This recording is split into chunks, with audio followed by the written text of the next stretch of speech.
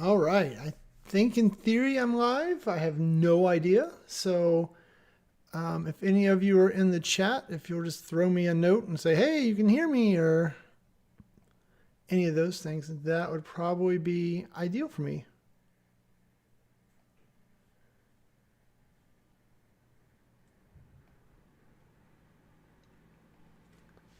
Hi, people. I've definitely never done this before. So who knows what's going to happen? I guess I should turn my lights on, huh? Probably help.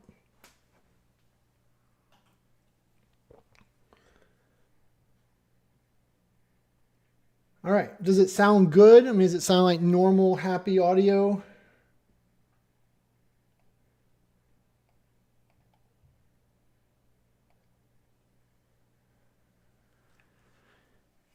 Hello, people. I see lots of you rolling in.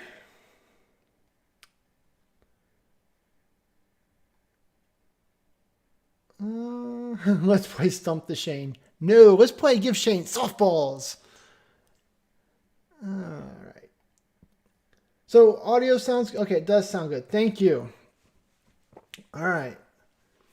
Okay, well then let's just dive in. If we've got audio that's working, I don't know. I've never done this before. I've never tried this before. I just thought this would be a cool way. I was out Friday. I got my second COVID shot. Yay! And then my kids had soccer all weekend. It just didn't work out. So anyway, so what I would love for you guys to do is throw me some questions over there, things you want to talk about, things you want to learn. I can also kind of show you guys this app that I've been building that we're going to make in a future video that was almost today's video, but we'll just kind of go through some of that. So maybe I'll kind of back up here and just start with an intro. So like I said, you guys being live, you kind of just have to roll with whatever I come up with. So we'll try this. Hey, my name is Shane. I won't start with that. We'll start with more of just my normal. All right, so let's just jump in here and see what happens, right? So the idea here, this is something that we do a lot as part of my different subscriptions over at training.powerapps911.com, right? We have this thing called office hours. So all the subscribers get to join in once a month. We have 2 1-hour sessions where I answer their questions via Teams. And so we actually like talk and do and have all that fun. And so I can't do that level here with you guys, but what I thought I would do is I've got a bunch of you hiding over here in the YouTube chat is we'd let you post questions over there and I would just kind of go through, answer some of these, or if they don't ask any good questions or any easy questions, I like easy questions, then I'll talk about some of the apps that I'm kind of working towards, but just try to kind of frame that. And so maybe the first thing I would do is, the questions are coming so fast, I'm going to have to find a better way to deal with that. But so the first thing I want to show you guys is kind of this app I was working on. I'll get a little feedback from you all before I jump into the questions directly. And so here you can see that I was working on, and I've almost got it working, is a sign out app. So this is built on top of SharePoint, but what I wanted to do was have the ability to check in and check out inventory of items, right? So like if you wanted to borrow Chewy, right? And Chewy looks very stately down here. I really like this. So if we click on this, I want to borrow a Chewy. We're all going to highlight it. Hey, when do you want to return Chewy? And so I defaulted it to 7 days out in the future. And defaulted it in 7 days in the future. How many you want to borrow? And you'll notice the dynamic quantity here, right? So there's only 1 Chewy available, so it only offers 1. But like the ghost toy, since there's 4, we've got 4. And so I'm using the sequence function there in my drop downs to kind of drive that. I also have got, I went ahead and put in the pin signature so I can be able to like, hey, I want to sign this thing. And so then, okay, we'll borrow 2 ghosts. So borrow 2 ghosts, yay, little process. And so we're not only reducing the quantity of ghosts available, yay, but we've got another list where we're going to be like, hey, we borrowed, and so down here at the bottom, I borrowed 2 ghost toys. I captured the signature, and we're actually going to grab the base 64 to do that. And so this is kind of the app I was playing with, because I think one of the things that a lot of you have asked about is a desktop checkout app, like, desk reservation app, kind of as we come back to work.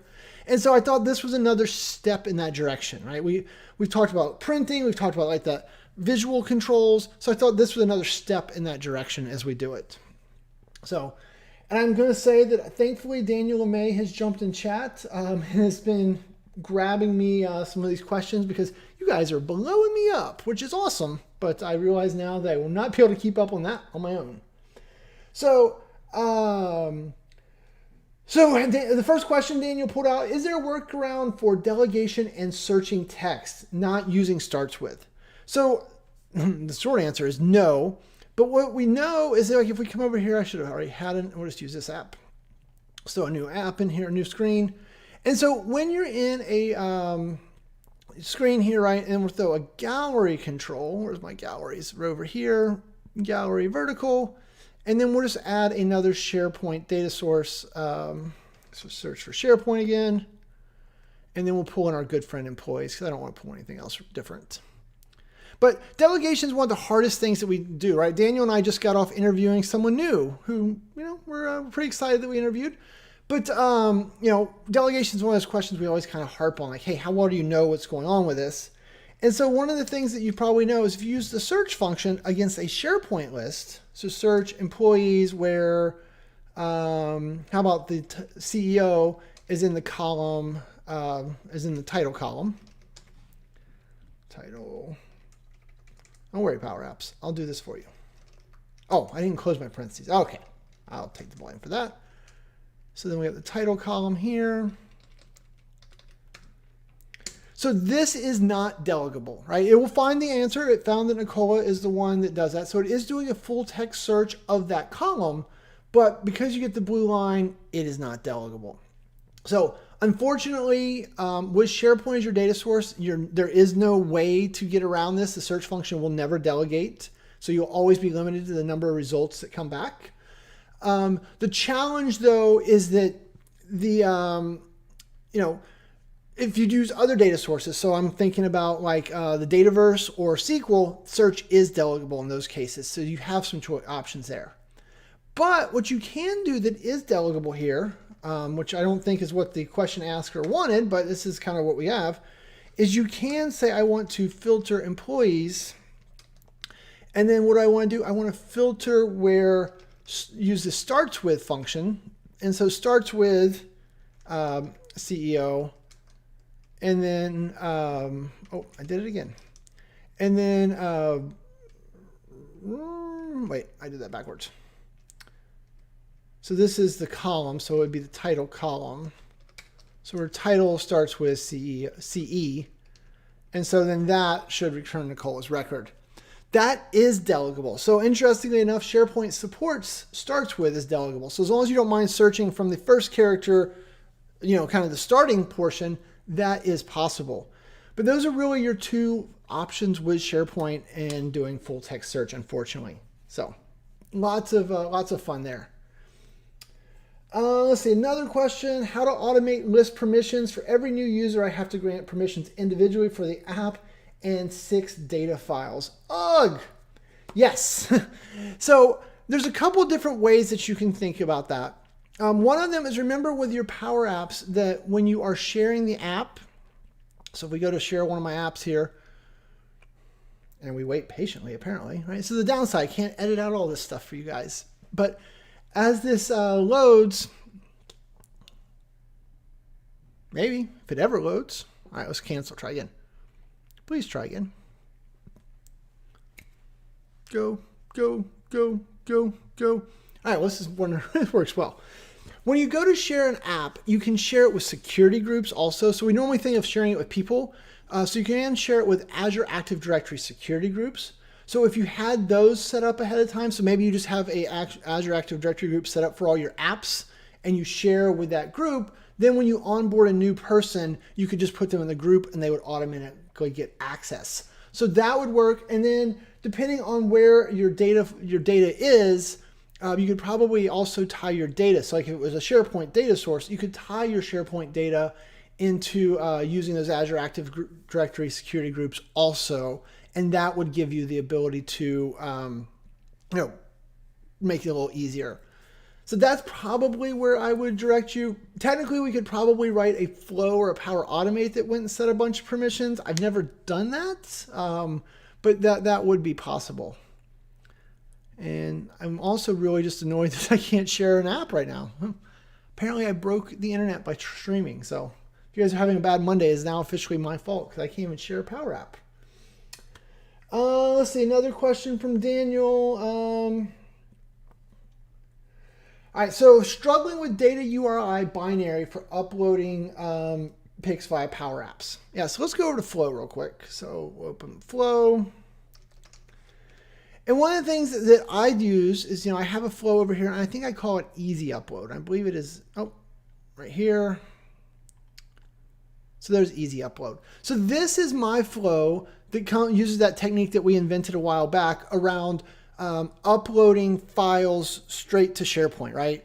And so one of the most important things to understand is that SharePoint stores files in the format of binary, right? So, which we don't even have to understand what that means because I actually don't really completely get what that is, but it stores a file, ones and zeros, right? That's what binary is.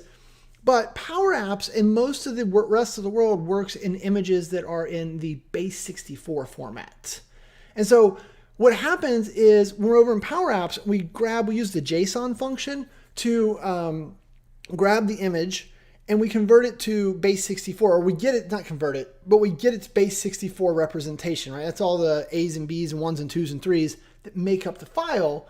And when we send it over to Power Apps, what you have to do is you've got to use this expression right here, base64 to binary. And so then where people get really confused is like, well, but what is trigger body create file content? Don't overthink that, right? Let's just throw a compose step here so we can kind of show this real quick. So when you do the function, so you're going to go over here, you're going to go to the flow expression editor. You're going to be annoyed because you're always annoyed when you use this thing. When you go base64 here, and you go base64 to binary, so then it's like, all right, what do you want me to convert? So all you have to do is get your dynamic content into this location. So in this step, this little craziness, trigger body, create file content, that is just the ask in Power Apps that existed. So what you'd want to do here is you'd say, hey, I need to ask in Power Apps again, right? So we're going to ask in Power Apps again. It's going to create a new, this is going to break my flow. This is probably a bad idea, but sorry, I'm breaking this for you.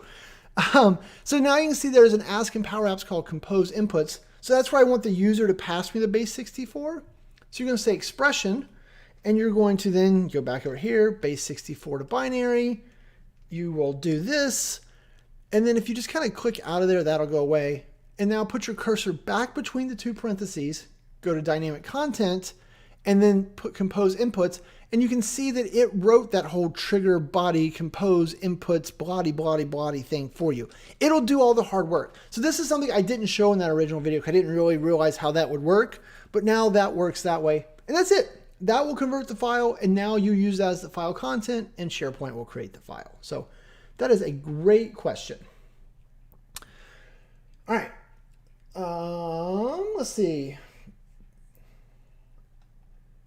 Request with different day and time. Can you share us how you send automatic notifications based on a request with different day and time?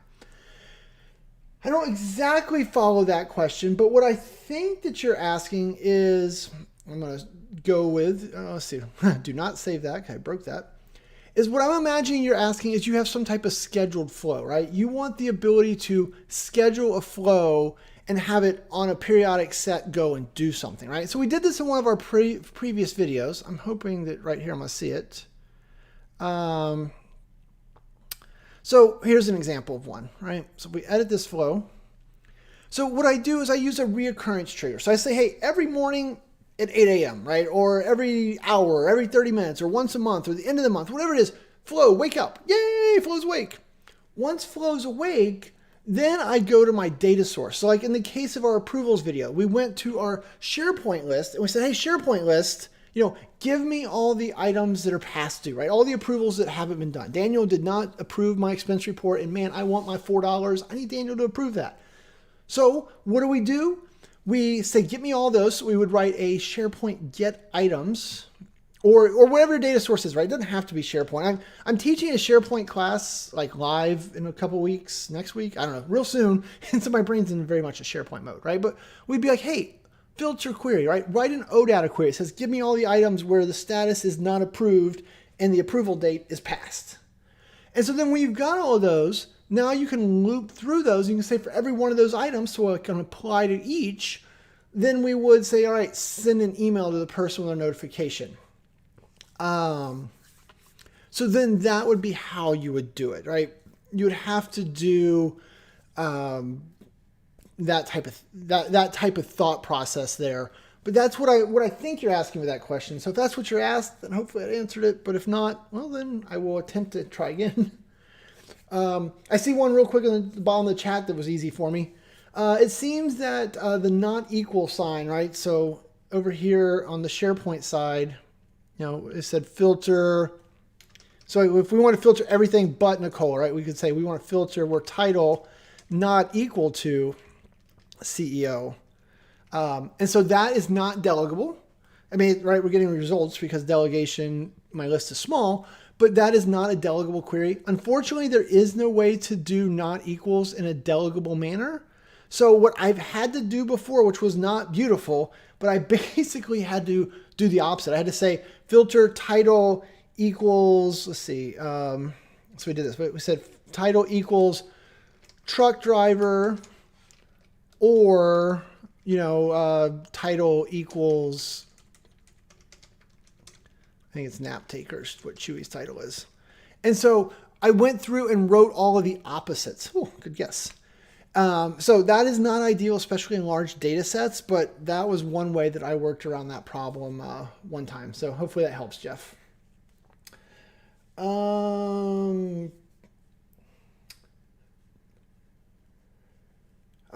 Is there a way to embed MS Forms on Power Apps? So yes, right in here, if you go to input down at the very bottom, you can embed a Forms Pro. And so if you drop this in here, this will then, let's kind of squeeze you over here. So then this is going to say, all right, choose which one of my forms it is. And so then I can be like, oh yeah, I want my, whatever this one was. Now notice it warns you it is a premium, but yeah, now my form is embedded inside of here. I have never actually used this for a customer solution.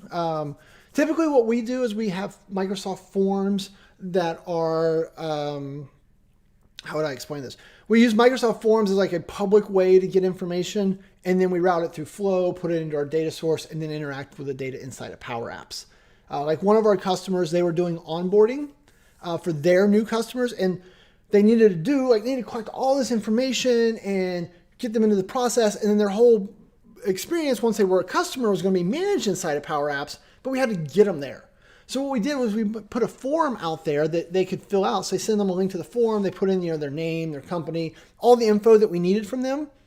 When that form got filled out, it then got loaded by Flow. The Flow asked for an approval, like, hey, did you expect Greg to fill out this form? Oh yeah, I was waiting on Greg to fill it out. Approved. And once it was approved, then it said, okay, now I'm going to create Greg an Active Directory account. I'm going to give Greg access to my Power App. I'm going to send Greg all these forms, all this additional data. Like, we went and did the whole business process. But because the user started as not an account that had an Azure AD with us, we used a form as our public side of that. And that gave us a lot of capabilities to, do that, get that information. Because it used to be like, all right, here's a bunch of paper, fill them out and fax this to us. Like, it's like 1997 or something. And I don't know, nobody wants faxes. So we were able to let the customer into the data, we process it through the system. So that's where we use forms a lot. How can I search or convert a multi-choice field to a string in order to search it? Oh, solid question. I like it. All right. So this is something I do a lot of, but I don't think I've ever actually shown in a video. So if we jump over here, I'm going to add a different data source. And so right here, we're going to add another SharePoint. But the reason for this is one of the things that I teach my students, and I'll remind all of you, I've talked about it before, but I have a SharePoint list, and mine is called Law because it was a law firm that I built this for in the original version, that has basically one of every SharePoint column known to man, right? And it's got a bunch of fake data in it. So that way, when people ask me weird questions like that, not weird questions, but questions that like I wasn't ready for, I've got a SharePoint list sitting there ready to go on demand. And so like if we go here, and now if we'll just throw another gallery on, we're going to see that my little law list got a bunch of different data. And one of the columns, we'll just replace this one, is called Muti choice or Muti select, right? I misspelled it and I've never went back and fixed it. And it used to mess me up all the time. I've done this demo so many times that I've gotten used to it. But so Muti select, if we jump over to SharePoint, I guess I should show you on the SharePoint side, list settings. So if we jump over here and we say, hey, oh, we want the law list, not this list. Site contents. Oh, Daniel had to leave us for a customer call. Bye, Daniel. There's law. And then now we'll go to list settings. Muti select is right here. So it's a choice column, but not only is it a choice column, but it does checkboxes, which allows multiple selection, which is what the original person asked about that causes so much pain and suffering. And so like if we look back now on our Power App, now that we've seen this thing, you can see that it's like, hey, I'm a table. I can't show you that data because you can't show, a table in a text field. But what you can do is you can actually use the concat function. And so the concat function will take a table and it will then say, all right, I'm a table. What do you want me to do with you? Well, I want you to take the, the result? Select, I think it's the value column. I want you to write the value column. And so look at that. So Jeff is set up for the EU and the AU. And what I could do is then say, hey, I want to have a text separator of a semicolon. And so then now that is showing you that multi-text column as a string. Yay! So then now that it is a string, what we could do is we say, hey, I want ability to search that.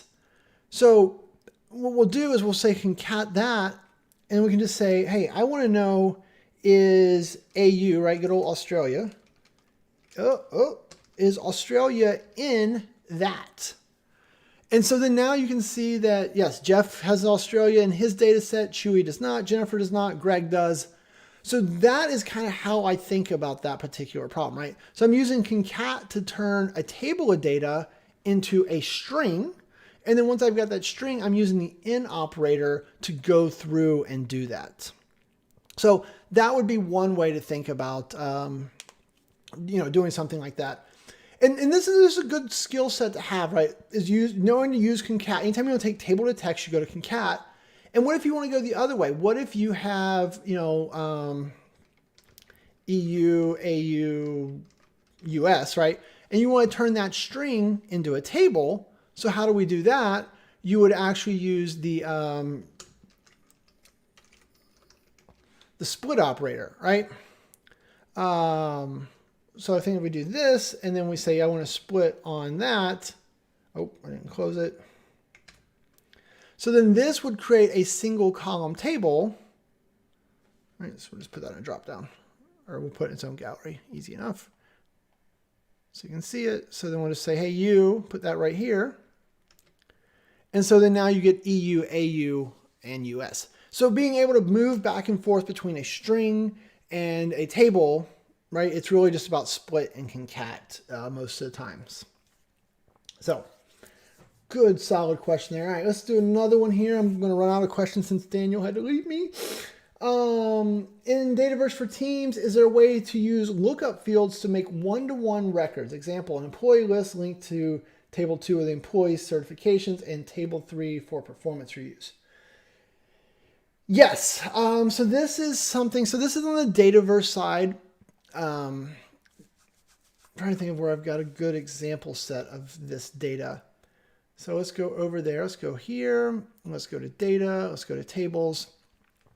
So the key thing to understand when you're building relationships, you want to build a relationship in Dataverse, but you're doing it from the Power App side, is it's really about understanding the records. So like if we look, I think one of these Chewy ones, let's try the Chewy trackers. Chewy tracker have a lookup column. All right, so Okay, so Chewy Tracker has a lookup to the toy column, right? And so we'll go to relationships here. And so related entity is Chewy's toys. Okay, so how do we create something in Chewy Tracker that relates to Chewy's toys? It's a little trickier than you want, but it's not bad once you kind of understand mechanically how it works. So let's make ourselves another new screen. And so over here, what I'm going to do is I'm going to set ourselves up a ability to patch. And actually, I guess before we do that, let's pull in the data source. So search for toy. Nope, add data, let's search for toy. All right, so Chewy's toys. There we go. So now if we throw a gallery in here. I really hate when my screen gets resized. The galleries are all the way over there. So there's Chewy's toys. All right, so I got a bunch of Chewy's toys here. So the key is that when you go to create the record in our main parent, Chewy Tracker, what we're going to have to do is we're going to have to tie the records together. And so you need the whole record. So, and we're going to do it with a patch. I think that's the hardest one to do. So we're going to say, hey, I want to, I got to add Chewy Tracker first. Tracker. Oh, add data. I don't know if this new interface is easier to use or not, but it works. So there we go. Okay. So what we want to do, we want to patch Chewy Trackers. What record? We're just going to create a new record. And so then let's see, what are the fields that are required? Because I don't know this data set off the top of my head, and I'm sure you do not. No. Do this. Show me only the custom columns. Thank you. All right. Required is dog's activity. Okay. So we'll go over here. Oh, you. So I click on you, go away. Leave. Chewy Tracker. So we're going to patch dog's activity, and let's see, video demo. And so then now we want to patch that other column, right? Which is the the toy, right? That's our lookup column. So when you go to patch the toy, what you're going to have to do is you have to provide the whole record of the other one you want to match. And so what we're going to do is we're just going to take advantage of the gallery over here because that would return the record, right? So I can just say I want gallery 6.selected. That is the record of the toy that was chosen. So that patch statement right there, whatever record we have selected, so we'll just select the penguin and it'll set it as demo. So we'll select penguin, we'll press the button, and then now that that's done, if we go back over here and say show me the data, and then just say custom columns, video demo is patch the penguin. Yay! If I could do like a cheerleader cheer. Yay! Anyway, so that is a lot of, that's the hard part, right? Is you have to patch record for record. So I've actually been thinking about a video where I'm going to show in Power Automate how to like import a bunch of Excel data, like 2 Excel files that are related. I'm going to import those and then show you how to map that, right? Because my last live class, one of the students asked that question. I just thought it was a great question. It made me think for a minute. But as soon as I got my head wrapped around, it's really the record, right? It's just about patching in that whole record. And it's not like storing the whole thing, but that's just how you tell Dataverse to make that relationship again. It worked out pretty well. All right. So many people. All right, let me look through here. Wow, I love seeing all you guys answering each other's questions. That is so fun as well. Somebody asked, is there a method to estimate Dataverse database sizes if you're currently using SharePoint or SQL? Not that I know of. Is it possible to create a team in Teams with a private channel through Power Automate? Luke, or I think it's Luke. So to do that, I think if you go, I don't think there's an item for that, right? Is that what you're probably telling me, is there's not a simple, so new instant Cloudflow, manually trigger. I tell you guys, this is how I do this all the time. We go to Teams, Yeah, I don't. So there's create a team. Is there a create a channel? And so if you create a channel, but if you create this, it's a public channel, right? That's your problem. So I guess if you want to create a private channel, my guess is we'd have to do that via an API, right? So I have to go find how to do it in the Graph API. I haven't tried, so I'm not really super sure, but that's the way that I think about it. So somebody asked about how to use a SharePoint list with more than 2,000 rows. Remember, I have SharePoint lists with 30,000, 100,000 rows. You know, they're slow. It's not ideal, but there is no hard limit of only using SharePoint item with 2,000 rows. The challenge becomes is that you have to use, you have to kind of think about delegation, right? And so if you're not super familiar with delegation, oh no, let's do this. What I would really prefer, or what you need to do, right, is I spent a whole bunch of time on this. So I have a video, Power Apps delegation, a 500 item limit. So I talk about a lot of the different confusing misnomers out there around it. So this video kind of really tries to break all that down for you. So go watch that one if you still have questions and you think, you know, you're only kind of stuck at 2,000 items.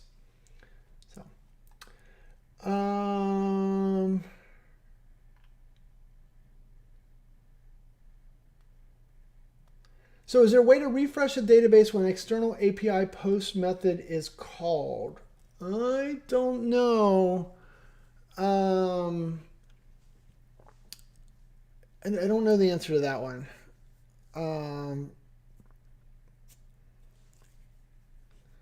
Oh, can a Power App be used to create a new SharePoint list and populate it with Excel content? Yes, so Mega Big Ragu, that is actually something I'm going to, so it was covered in my Power Apps Advanced class. We took an Excel file, we created a SharePoint list, we created all the columns in the SharePoint list and then populated all the data. What you have to use is, you have to use the REST API, right? So in SharePoint, there is a send an HTTP request to SharePoint. So in that class, I broke down how to do all of that. It was very overwhelming. There's a lot. I'm probably going to cover it in the live SharePoint class that is coming up because I think it's important to kind of understand. But it's one of those ones I struggle with putting on YouTube because there's so many moving parts. It's a pretty tough one. So, all right, guys. It has been a half an hour. I don't want this video to be too long. If you liked this format, if you like the idea of this, please leave me comments, leave me suggestions on how to do this better in the future. Clearly, I need more people to help capture all the questions. You guys, I appreciate the love, right? But you blew my mind with how many questions you asked all at once, which is really, really fun. There's also about a 10-second delay, so it's a little tougher for me to like interact with people live, like one-to-one. So I'm gonna have to think about how to do better with that next time as well. But yeah, if you like this format, tell me about it. Also, remember, I've got a bunch of stuff coming up, a bunch of live training classes, and we have the on-demand over at training.powerapps911. So if you're interested in with that, you know, check it out. Or just go sign up for the curated Power Apps library, right? The $20 a month subscription. We do these live sessions twice, or 2 one-hour sessions every month for all the current subscribers. And what's really cool about those is people, you know, it's not 1,000 people from the internet blowing me up in a YouTube chat. Like we get through all the questions, right? Like we don't have this scatter shot like we had here. So yeah. Yeah, I don't know. Thank you again for joining. I guess with that, I'm just going to say thanks and have a great day. Woo. All right. I don't know. Hopefully you guys enjoyed that. That was crazy. Pedro, yeah, there's some stuff out there. But yeah, you know, like I said, if you guys got thoughts, feedback, ideas, leave them in the comments. That'll help me figure out how to do a better job with this in the future. And this is obviously being recorded, so I'm going to post this out to the YouTube channel later, and we'll see if how people like of. Oh yeah, Mark want to see Chewy live. I will make sure that we find a way to get Chewy on there next time, and do that. So. All right, guys. Well, I'm going to shut down. I'm going to find myself some lunch because I am hungry. But that was interesting. That was lots of fun. Hugs for Chewy. Yep, I will make sure Chewy gets some lovin's. Yeah. Thank you. See ya. I guess I don't even know how to stop the stream. So see ya as soon as I figure out how to stop the stream.